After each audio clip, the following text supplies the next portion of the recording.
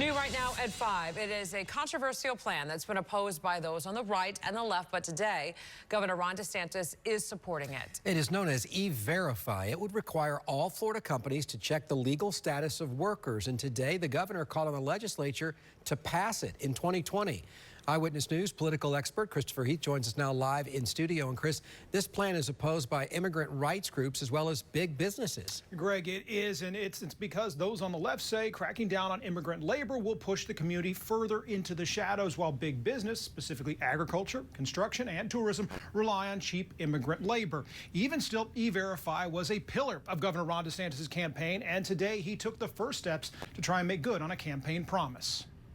Speaking at the Villages. Well, good morning. Governor Ron DeSantis rolled out his plan for mandatory E-Verify. Businesses should be hiring Americans, should be hiring legal immigrants, but not hire illegally. E-Verify is a free federal program that's been around since 1996.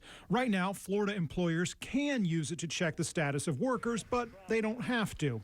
Governor DeSantis wants that to change. We're really the only state, Florida, in the entire Southeast that doesn't use E-Verify. And there's a reason for that. Our economy is in part based on undocumented labor. It's a dirty little secret that business in Florida and businesses in Florida don't want to talk about. As Orlando Democrat Carlos Guillermo Smith notes, Florida's business community has long opposed mandatory E-Verify, citing the system's high error rate and the growing need for labor.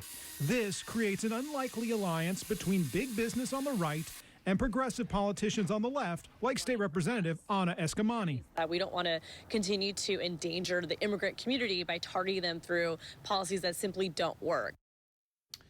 Now, the proposed penalty for a business that violates E-Verify would be the suspension of their business license. Of course, you may remember Rick Scott ran on mandatory E-Verify back in 2010, only to back away once in office. In fact, bills like this have been introduced just about every year and not made it to the governor's desk. DeSantis is banking that this time will be different. Greg and Martha.